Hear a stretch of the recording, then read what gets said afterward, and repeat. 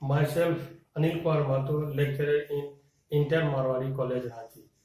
This is my fifth lecture on solution. Today we will discuss ideal and non-ideal solution. The binary solution of volatile liquid can be classified into two types.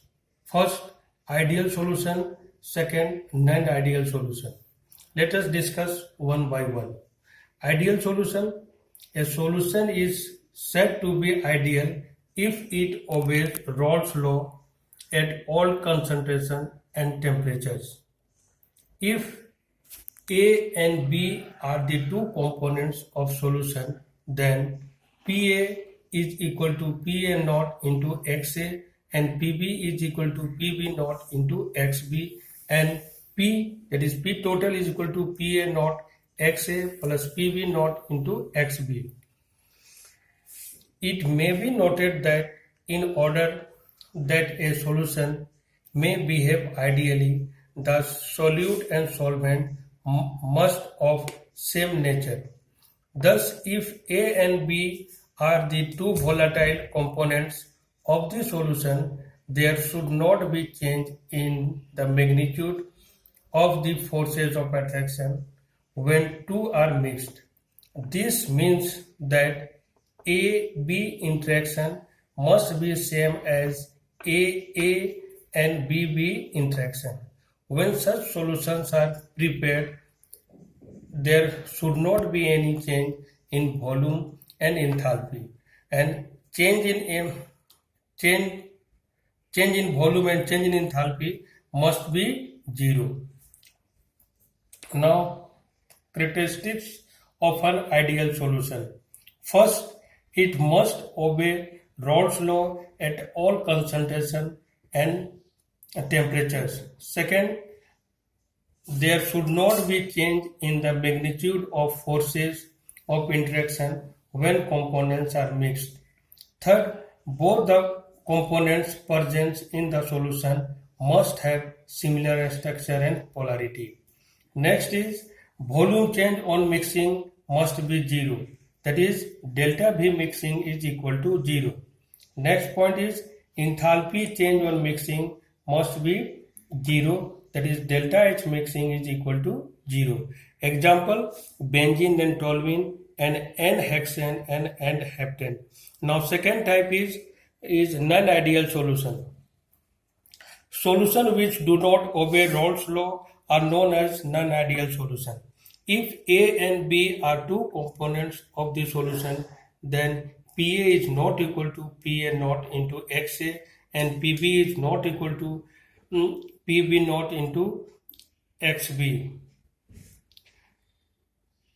First point is AB interaction is different from AA and BB interaction.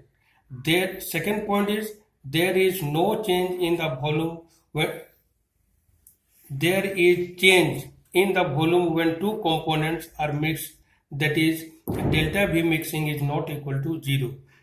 Next point is there is change in enthalpy when two components are mixed, that is delta H mixing is not equal to zero. Now, types of non-ideal solution. There are two types. First, non-ideal solution showing positive deviation, and second is non-ideal solution showing negative deviation. Now, one by one we will discuss non-ideal solution showing positive deviation.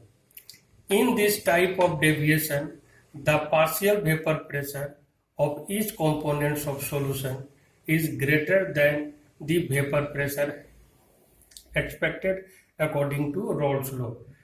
PA is greater than PA naught into XA and PB is greater than PB naught into XB. Example, cyclohexane and carbon tetrachloride.